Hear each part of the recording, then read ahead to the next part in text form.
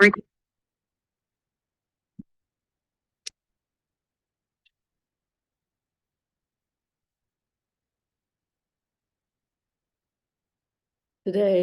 I'm going to keep talking about the ox herding pictures.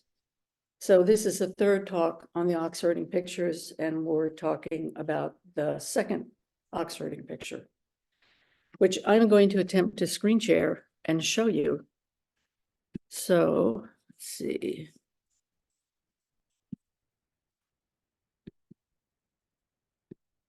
Here we go.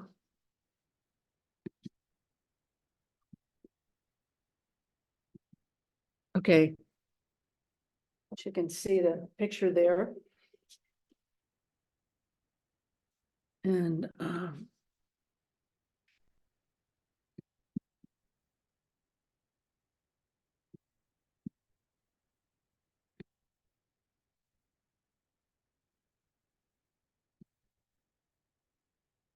great.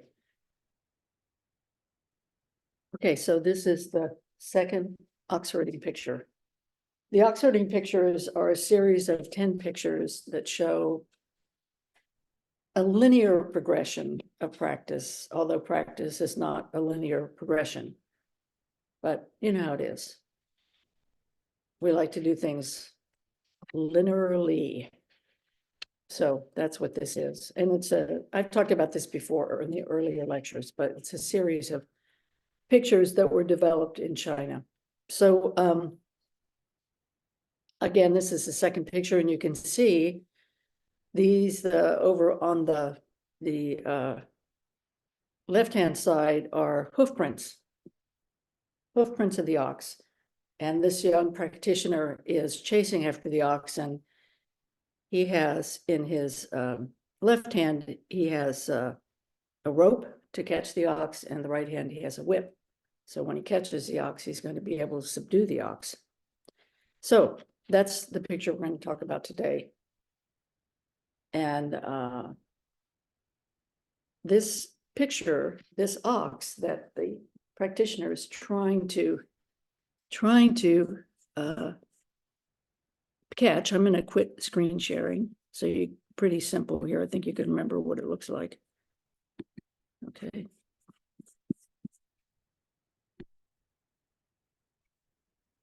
Okay, so the ox is often identified as the true nature.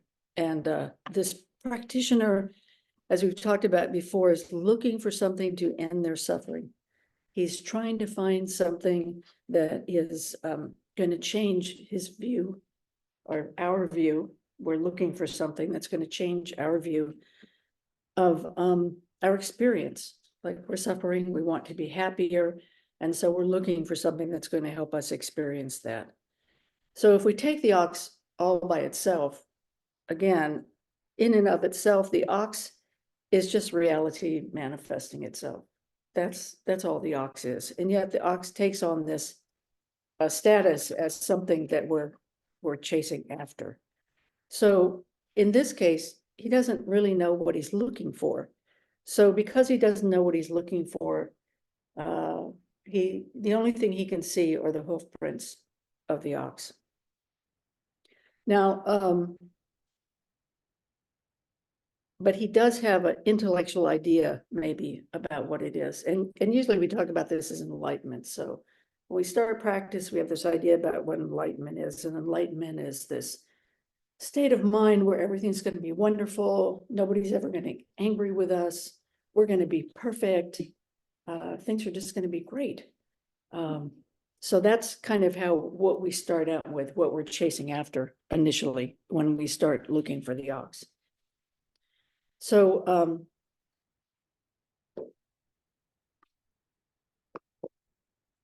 but actually, we don't really know what we're looking for. And all we see are these hoof prints of the ox. So, but what's our motivation for doing this? And Suzuki Roshi calls the motivation for this. He says, what is it that motivates us? And he calls it the inmost request. And he defines this inmost request as the activity of Buddha nature, or the experience of Buddha nature is what he calls this inmost request. So this deepest request that we have, essentially to harmonize, if you will, with this reality, with our lives. So that's what he's doing. That's what this person is doing here in these pictures, and what we do in practice is we're looking for, trying to find and define to ourselves what it means to be looking for this inmost request. So we follow the hoof prints of the ox, and we're searching for this. It's our motivation. Our inmost request motivates us to want to find this resolution, equanimity, to end our suffering. So, but again, we don't know what it is. We're grasping for something, we're looking for something. So we kind of haven't been able to define it. So, so it isn't until later on in the pictures, in the third picture, the person in the picture actually gets a glimpse of the ox, but what they see is the backside of the ox. And in the next picture after that, they actually catch the ox. But in this picture, he's only looking at the hoof prints. So this desire, this inmost desire, is usually characterized as, in this picture, as the practitioner has awakened the mind of bodhicitta. This is called bodhicitta pada. They have awakened this mind, and they are entering the bodhisattva path. A kind of literal translation is to generate the aspiration for enlightenment. So that's what's here, what's going on here. This is why the practitioner is going to follow these footprints when they see them. He's committed. I shouldn't say he, they. A person is committed to making this effort because it is a great effort. This person is making a great effort to follow these footprints. And as you remember in the first picture, he's wandering around in the bushes, then the brambles, trying to figure out where he is.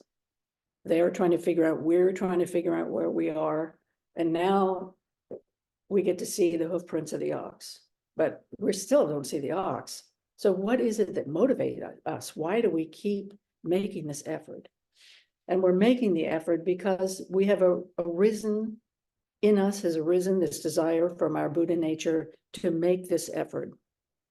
So usually the commentaries in this second picture already take for granted that the practitioner has awakened this mind of bodhicitta, and that's the motivation.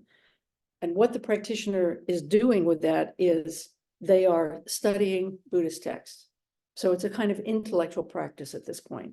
It's a practice in which we are trying to codify for ourselves, create a kind of model for ourselves of what it is that we're doing. So we've already settled on the path. Clearly, we're engaged in Buddhist practice. We see the hoof prints of Buddhism. We're studying the texts. We're studying the commentaries. And but this study can have a good side and a bad side to it. So, you know, Dogen said about study, he said that we should actually avoid study. And he said, students of the way, as beginners, whether you have Bodhi mind or not, he's here. Okay, so I'm sorry, let me back up. Dogen talks about both studying is a good thing and studying is not a good thing. So in this quote, he's talking about studying as a good thing. So he said, students of the way, as beginners, whether you have Bodhi mind or not, you should thoroughly read and study the scriptures, sutras, and commentaries. Why should we study? For Dogen, the reason we should study is because in that way we get to read about previous people in the lineage. We get to read about practitioners. We get to have examples from our ancestors about how we should carry on practice. But usually when we read, the problem is that we get too intellectual about practice. So we're not really reading practice, looking for examples of those who've come before us as ways to understand how to practice. We're looking at practice from an intellectual point of view. And then maybe we think that this intellectual understanding is actually our knowledge or kind of enlightenment about the nature of practice. So we're kind of hanging around the edges of practice. I knew someone at Tassajara who was like that. So they actually didn't practice, and their job was they were like a caretaker, if you will. So they weren't actually doing the practice with us. So they felt like they had this intellectual understanding about practice. So they thought they knew what practice was, but they weren't actually doing the practice. So that can be a real pitfall. And so we have to be careful about this kind of intellectual enlightenment, if you will. And we have to let go of that approach at some point and actually throw ourselves into the practice, physically into the practice, emotionally into the practice, engaging in the practice, fully immersing in the practice, so that we don't stay on the outskirts and pontificate. Sometimes people in this state like to pontificate about the Dharma. When I was at San Francisco Zen Center, the people who pontificated were the people who'd been to the doing practice for the least amount of time. So a new person would come, they'd jump right on them and start pontificating about practice, which I always found kind of interesting. So we want to fully immerse ourselves in practice. Now, here's what Dogen says in a negative way about this kind of intellectual practice. He says, a teacher who only studies words, a person who tries to handle Buddha's teaching by merely studying texts, cannot understand the core of the Buddha Dharma. So he's saying, if we just study texts and we don't actually engage in practice itself, which is sitting, doing zazen, coming and participating in Sangha activities, doing that kind of thing where we're actually interacting. The Japanese had something they call potato practice. So potato practice is, the way they clean potatoes is they stick them in a bucket of water and they toss them all around. And so the potatoes knock the dirt off each other, being tossed around in the water together. So, okay, that sounds a little like ouch, right? But this way that we actually engage with each other. And when we're engaging together as practitioners, we kind of have a shared understanding about the nature of what we're doing. And so we're doing this practice together. So when things arise in which maybe we have some difficulty, we have a language and a way of talking to each other and a way of working through things using our Buddhist practice. So, Dogen says, a teacher who only studies words, a person who tries to handle Buddha's teaching by merely studying texts, cannot understand the core of the Buddha Dharma. And then even more emphatic is a Chinese expression, which is, think and you will know, reflect and you will understand. This is the business of demons. So, and there are koans about people who engage in going around and explaining sutras and things like that, being embarrassed by someone who actually can practice. So on the other hand, having said that, it is good to read, right? Because we're often inspired by the things that we read. I know, for us, many people read texts like Pema Chodron and find that super inspiring. So that's not a bad thing. I think and actually reading something like that, I think is what Dogen has in mind when he talks about reading about the teachers. We read about practice that inspires us to do the practice, right? And I think that's a really good thing. So in that way, reading about is a good thing. And but at the same time, we need to be careful about thinking that we fully understand Buddhist practice without actually practicing through reading books. Dogen also wrote, if you could inherit the Dharma through written words, does everyone who gains an understanding by reading sutra texts inherit the Dharma from the Buddha Shakyamuni? So he's saying, if you read the texts, the sutra text, do you inherit the Dharma from Shakyamuni Buddha? And then Dogen says, well, surely not. Those who gain an understanding based on sutra texts always seek the seal of approval, should always seek the seal of approval of a true master. So remember, we're talking about the second Oxfording picture. So there are 10 of these pictures. So this practitioner here is only seeing the hoof prints of the ox. They haven't actually engaged in practice, but they are engaged in practice in the sense that they are motivated to continue to keep looking for the ox. They're still, bushwhacking their way through their practice, trying to find the ox. And this is a good thing. So we say, take refuge in Buddha, which is representative of the teacher, the ancestors, the lineage, take refuge in the Dharma, the teachings, and refuge in the Sangha. So these are factors that help us stay grounded in the practice, this refuge in Buddha, Dharma, and Sangha. Which brings me to the second part of what I think is really helpful is faith in the practice. So I'm going to talk about that a little bit. So this is an important element about maintaining, I think, our effort in practice, is having faith that once we are actually on this path, we've awakened this aspiration for practice, that we have faith that it's efficacious.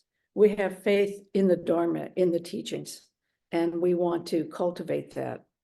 So we see the hoof prints and we continue to make our best effort to follow and find the ox. And we want to have some confidence in that search. And Suzuki Roshi, he talked about faith as confidence. He said, I don't actually like the word faith. What I like is the word confidence. I like this way. He says, I think this would have been back in 1960 something when he was talking, the late 60s. Here he was in the West. And I think he was thinking about a kind of faith as in Christian faith. That kind of faith where it is, you're asked to have a kind of faith in which you're not allowed, depending on the church that you're involved in, where maybe you're not allowed to ask questions, or you're expected to have this kind of faith without any doubts, and perhaps without proof. And in Buddhism, at some point, the thing that we're putting faith in, the teachings, we should have a place where we understand that the teachings are true. Like, for example, the first noble truth is there is suffering. So maybe you think, well, that's pretty abstract. And so we do things where we're trying to alleviate our suffering that actually we think are going to help us and make us feel better, but actually don't. Like I was thinking about, I saw this ad for, is it Timo? This online selling thing, like kind of like Amazon. I think Timo is a Chinese online shopping event. And the advertisement was, you can buy this dress for $6, which means you can fill your whole closet with dresses. Like you can just buy all this stuff. Or there's another commercial where a guy has a treasure chest that's filled with costume jewelry. And for only $50, you can have like, I don't know, like mounds and mounds of this stuff. So there's this way in which, in this particular case, we say, there is suffering. You say, but I'm not suffering by buying all the clothes that I can fill my closet with for $6 a pop. I'm not suffering buying a jewelry box filled with, for $50. It's like, I'm making myself feel better. I can buy all this stuff. And when you buy all this stuff, you feel better. And the Buddhist teaching would be, well, no, actually, you don't feel better. And so, but we may not believe that initially. So that requires faith to say, well, maybe I should examine this. Maybe I should look at this. Now, perhaps this is an obvious example to you, but on the other hand, think about it. What are the things that we do that we think are going to make ourselves feel better that maybe they don't? And in the case of shopping, you end up with a big credit card bill, and then you don't feel better. The other thing about it is it not only causes suffering for the self, but also for others. Like I think about some website where you can buy a dress for $6, and I think, who made that dress? what kind of suffering is behind the manufacture of a piece of clothing like that? You know, where did it come from? So, you know, here's an example of having faith where you might not have faith in the first noble truth that there is suffering, and the cause of suffering is not getting what you want, getting what you don't want, and continuing to maintain a sense of self that is not necessarily particularly helpful. So faith is going to encourage us to continue on this path when we might be discouraged. So faith in Sanskrit is Shraddha, and again, it's translated as both faith and confidence. And so we have that. And taking refuge, you say, you know, I take refuge in the Buddha, Dharma, and Sangha, which I mentioned early. Sometimes taking refuge in your Sangha members may feel a little like a stretch, you know, when you're having a conflict with them or when things aren't going very well. So to have faith that this is actually helpful, that we hang in there with each other and we try to communicate with each other and we work through our difficulties with each other, or we work through our difficulties with our teacher. We work through our difficulties with the Dharma itself and with the teachings and ask questions and try to figure this out. So out of this comes a kind of verification. And this verification of practice, the efficaciousness of the Dharma, is the result of formal Zen practice. This is something that Suzuki Roshi writes about. Our practice verifies our faith in the Dharma. And so if we don't immerse ourselves in practice, if we're just thinking about practice, but we're not actually engaged in practice, we can't verify that practice is efficacious.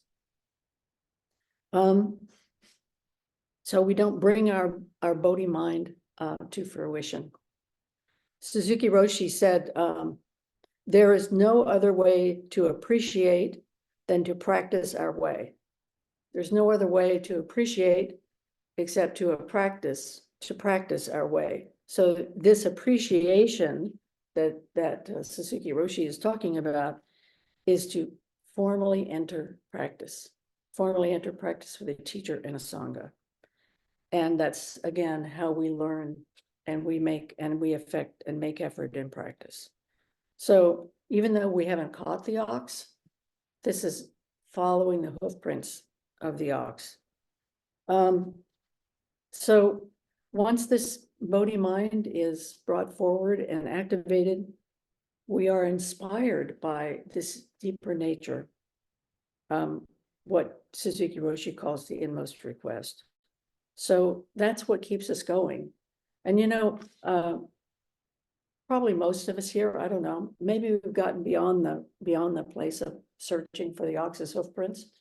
But I'll tell you, sometimes I've been practicing for over 35 years. Sometimes I feel like I'm searching for the ox's hoof prints, you know. So it's like you just keep this Bodhi spirit going, because that you know, that vow, this sense of wanting to engage in compassionate action, wanting to cultivate wisdom, wanting to be skillful in our lives. This is our Bodhisattva vow. And this is the motivation. It's kind of like a perpetual motion machine. This activation of this desire for Bodhi mind keeps us going. So I want to end with a vow that Dogen wrote, and it's in a fascicle called Kaisei San Shoku, which means sound of the stream, form of the mountains. So here's what Dogen wrote. He said, I pray, together with all beings, from this life, through life after life to come, I shall hear the true Dharma, that whenever I hear it, I shall not doubt it and fail to believe in it. And that when I encounter the true Dharma, casting aside the worldly Dharma, I shall receive and keep the Buddha Dharma and finally attain the way together with the whole earth and sentient beings. So I want to read this again. He says, I pray that together with all living beings. So this is our Sangha, not just us sitting here, but we're also in Sangha with all living beings. So he says, I pray together with all living beings, with this Sangha of my life, from this life through this life to lifetime after lifetime, that I'm able to be born in a situation where I hear the true Dharma, that I'm able to not just be present for the true Dharma, but to actually be able to hear the true Dharma. And that whenever I hear it, I shouldn't doubt it. So this way, this importance of having faith and confidence in the practice, not doubting it, not fail to believe in it. And he said, then when I encounter the true Dharma, casting aside the worldly Dharma. So he's saying, when we find the true Dharma, cast aside the parts of our worldly life that are not wholesome, that are not helpful. Let's not get dresses for $6 from Timo. That we ground ourselves in this life, that of being skillful, that be our vow. He says, I shall receive and keep the Buddha Dharma. So this way that we, by receiving the Buddha Dharma, keeping the Buddha Dharma, we manifest the Buddha Dharma. And that doesn't mean we go around and lecture to everybody how to do the Buddha Dharma. We embody the Buddha Dharma. We do our best to do this practice and embody this practice.